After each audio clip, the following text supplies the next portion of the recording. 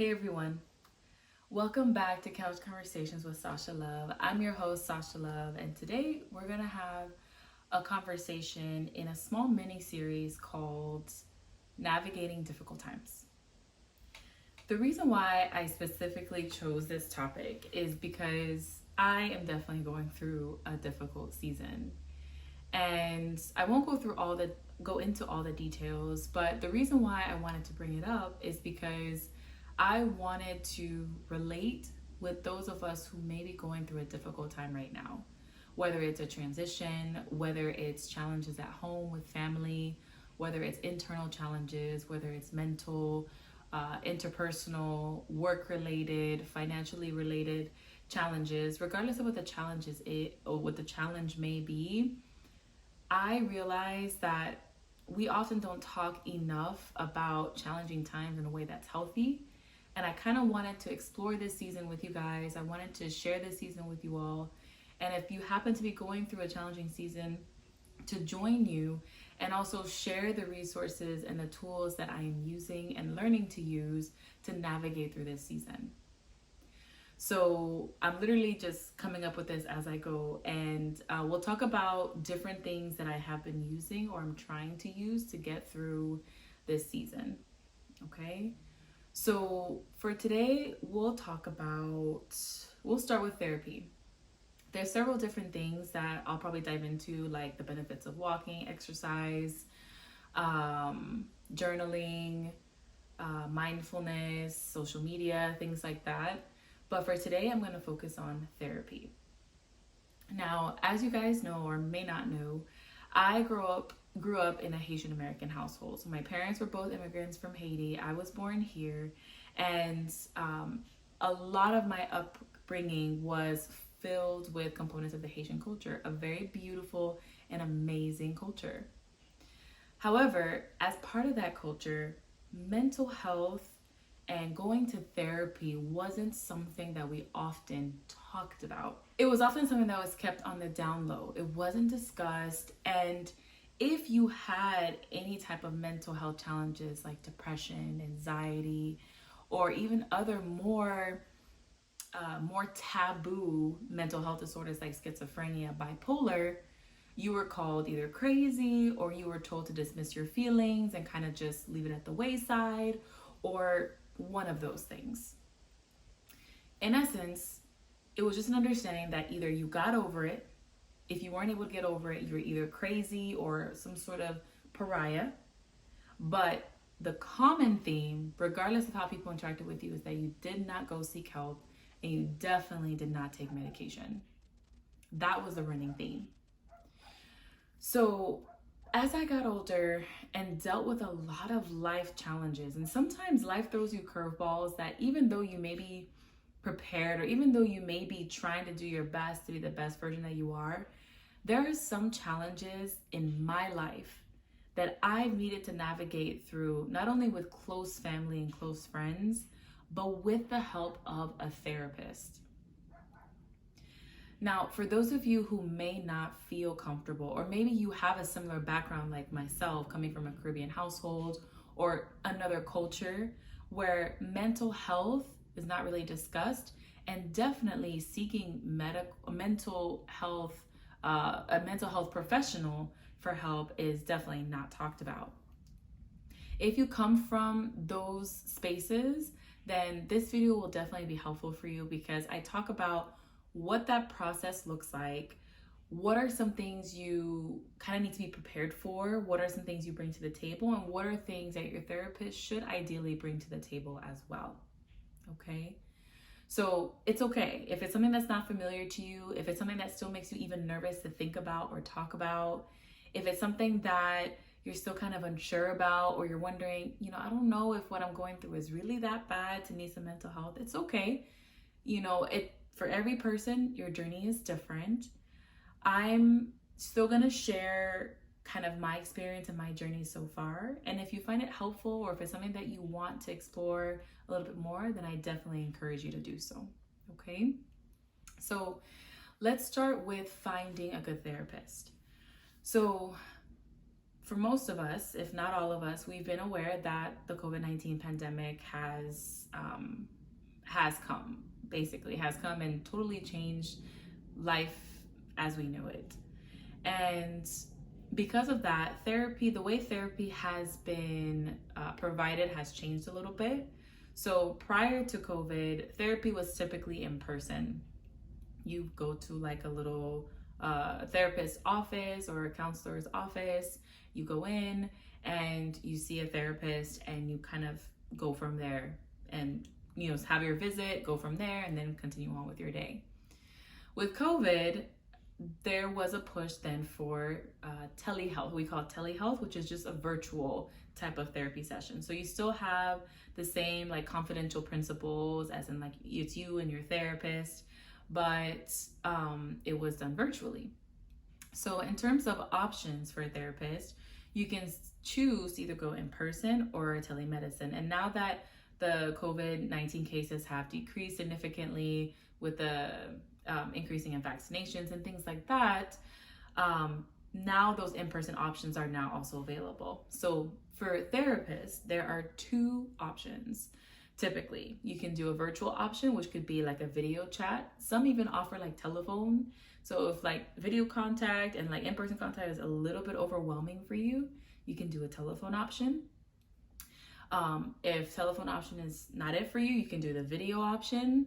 And then of course you have the in-person option. So those are the three different options available to you.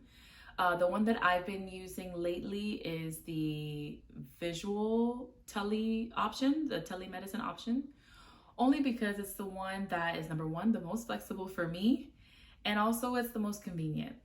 Oftentimes with my work schedule and with everything else that I have to do, especially like I mentioned in this season, I don't have always the free time to drive somewhere or to go somewhere or visit someone's office. So instead, I do the telemedicine option, and that works for me right now. The second thing I want to share with you is the different types of mental health professionals there are out there. So we have therapists or counselors, we have psychiatrists, we have psychologists, and I feel like those are the three big branches. You have nuances in those. You have different levels of trainings, master's versus PhD versus MD. But I believe those are kind of the three best ways to kind of break down those types of mental health professionals. Psychiatrists are MDs, so that stands for medical doctor. They've obtained a medical degree and they went to a four-year they went to a four-year medical school, and they also went to at least 4 years of training in residency program to become a psychiatrist. They prescribe medications. They can also provide something called psychotherapy, which is kind of where they can sit with you and have therapy sessions. And they can also, as I mentioned, prescribe you medications and kind of guide your treatment that way. They can also give you access to different options as well. So medication is one type, but there are other type of psychiatric treatment plans, different types of medications, injections versus pills. And there's also different styles of therapy too. So psychiatrist is probably, that's probably the best way I can describe what a psychiatrist would do.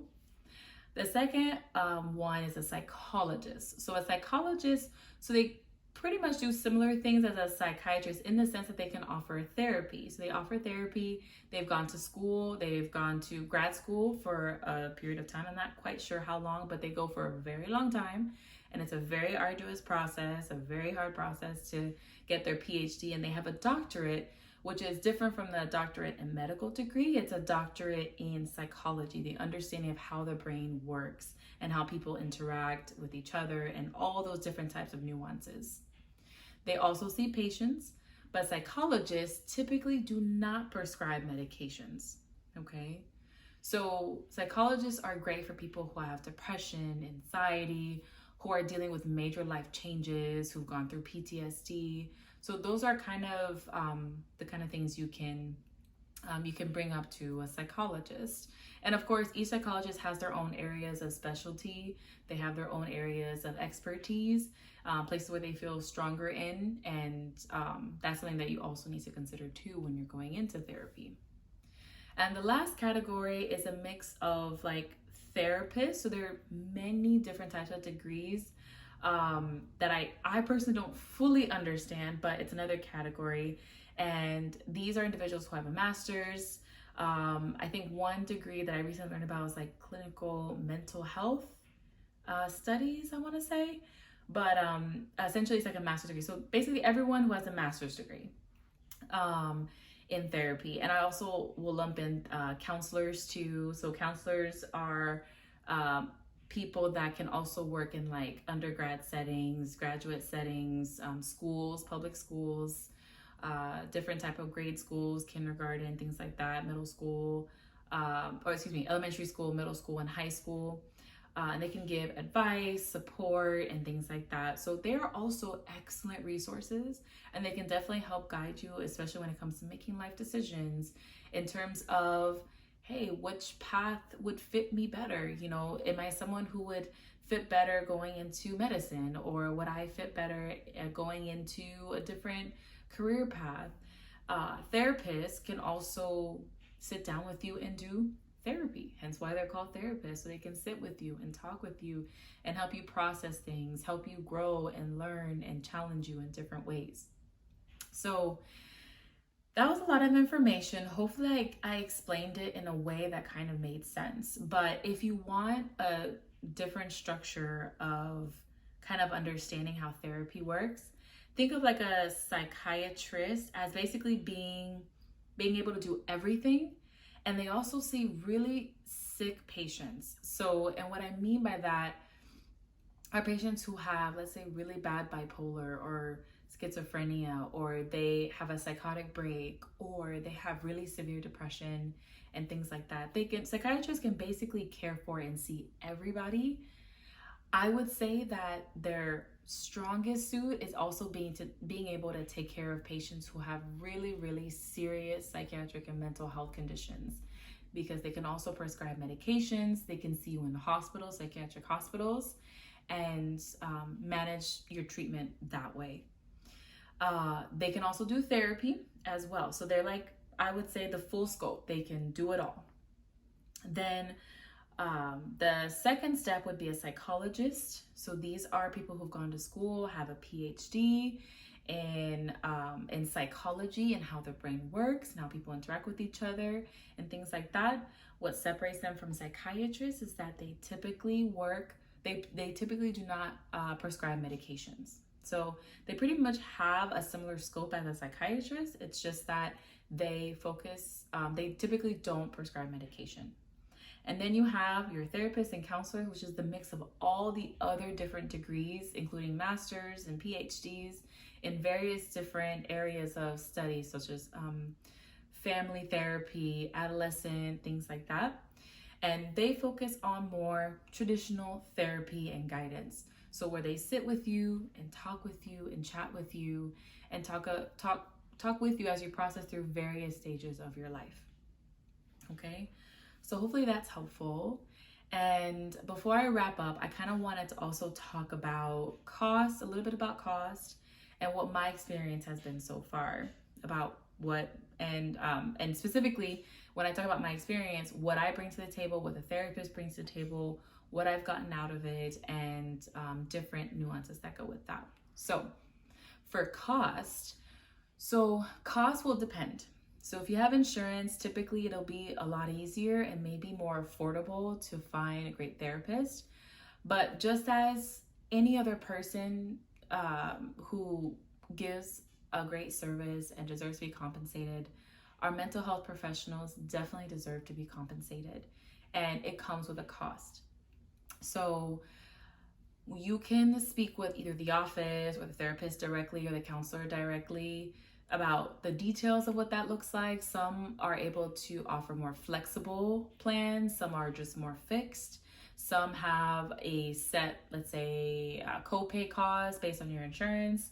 And for those who may not be covered by insurance or are out of network, and let's say you really want to work with them, there's usually a higher cost associated with that. I know money can be hard. I know with our current financial situation and everything that's going on in the world, it can be very hard to afford mental health.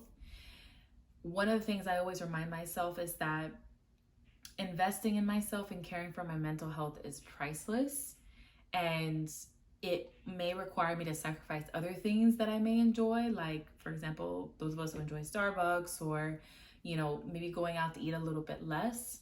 But I see that as an investment in my overall well-being.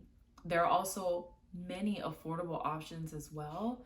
So a lot of us are able to afford that, and there are others that are obviously more pricey. I can't really say if the more expensive it is, the better the service, because therapy, as I'll dive into my last point, kind of depends on you and how you match well with your therapist. So using that as a guiding point, that leads me to my last point. My experience with therapy, what I've brought to the table, what my therapist brought to the table, and what I've gotten out of it. So as far as what I bring to the table to my therapist, it requires me to be vulnerable and honest about the things that I want to talk about. Whether it's my self-esteem, whether it's what I'm feeling, whether it's my past experience, whether it's my goals. Essentially, I'm coming to my therapist with a list of things that I want to work on. And you can present it any way that you think is best. Whether it's a list, you can bring a list. You can write it out in a letter and explain it in that way. You can freestyle it and just show up that day and say, hey, these are the things that I would like to work on, and kind of go from there.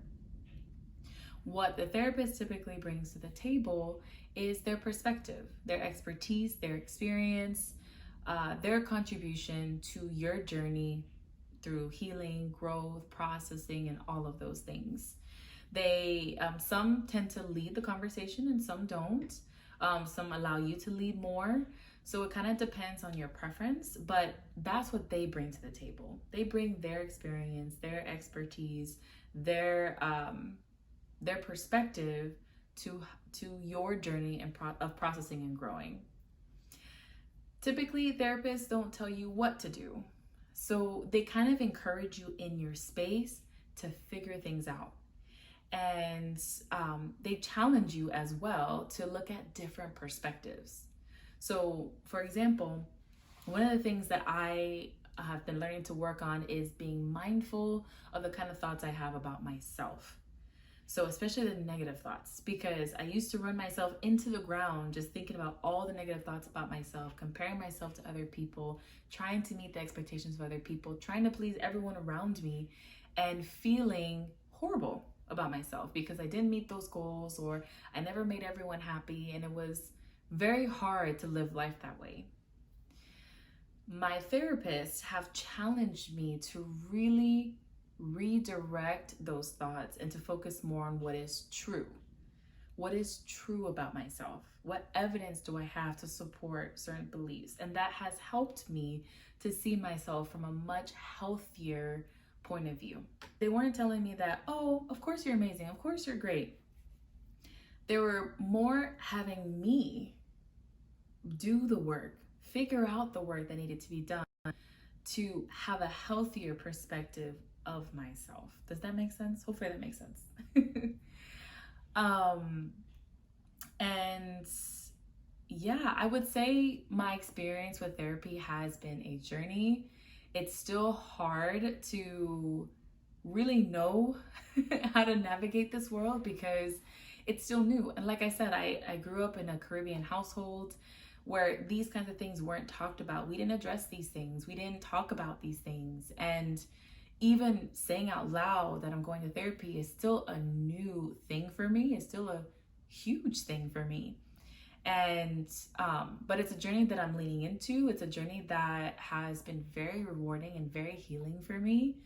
And it has been great to have a structured, safe space to talk about ideas I have, to talk about the things that I've gone through, to cry, to be mad, to be frustrated, to complain, to whine, whatever, to just be in a safe space where I can just be and gradually learn step by step how to pick up the pieces, how to grow, how to live life abundantly, how to be a better version of myself, how to be in touch with my emotions, and how to essentially live a life full of joy, full of healing and showing myself grace and compassion and love. And I can go on and on and on, but those are some of the things that I have enjoyed in therapy. So I know I keep saying my last point, but this is the last thing that I'll say before I go. One of the most awkward things for me in therapy is learning how to pivot when the therapist that I'm with is not quite connecting with me, or I'm not quite connecting with him or her. I've had that happen maybe once or twice with therapy, like with different therapists that I've tried. And I will say it has been really awkward trying to say, or to try to find a way to say, hey, you know, I don't think this is working. I don't think it's the right fit for me, because there's just a disconnect. And it could just be simple as personalities not mixing, perspectives are different. You know, some of us, we prefer a faith-based mental health specialist. Some of us prefer a different types of perspectives or different areas of expertise. So that's kind of a factor too. So that could be a factor right out the gate that may not match with you, but also personality. Or maybe there's just something that just doesn't click. You know, something just doesn't click. Like every time you go, it just doesn't work. That there's just something off. And what I would say is, as awkward as it may be, as challenging as it may be, if a therapy environment is not good for you, I challenge you to bring it up. I challenge you to bring it up. And if, God forbid, the therapist does not handle it well, or it becomes a whole situation, then you have just more confirmation to know this was not the right fit for you. But 9 times out of 10, your therapist is going to be open to having a conversation with you to kind of explore where that disconnect is. Sometimes it's as simple as a miscommunication. Sometimes it's as simple as, oh, I didn't know you wanted me to approach things from this way or from that way. Or sometimes it's just that, you know what, we're just not the right mix, and that's okay. And sometimes, as disappointing as that may be, not finding the right fit or not being the right fit, I urge you not to be discouraged if therapy is something you're really looking for, because with patience, you can definitely find the right fit. Okay? So there's a lot more that goes into this, but I feel like this video is probably long enough.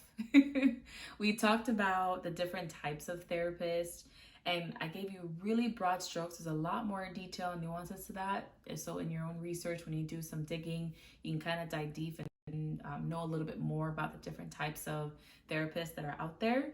But we talked briefly about the different types. We talked a little bit about the cost as well. And we also talked about what can be expected when you come to therapy, what you bring to the table, which is your own list of goals, your list of things that you would like to work on, and what the therapist brings to the table, their expertise, their knowledge, their perspective, their experience. And remembering that the purpose of therapy is to create a safe space for you to be, for you to process, and for you to grow. It's not always comfortable. It's not always fun. But as with anything, when you put in the work to grow and heal and to be the better version of yourself, it is always worth it. Okay? So that's all I have for you guys today. If you have any questions, feel free to drop them below, or feel free to email me. All my information will be at the end of this video and also below in the caption. And if you find this video helpful, please send it to those that are close to you, your friends, family, everyone. And tune back in next week for another episode about how to navigate through challenging times. All right? Until next time, take care. Bye. Pop your melanin, girlfriend. Pop your melanin. Pop your melanin, girlfriend. Pop your melanin. Girl, you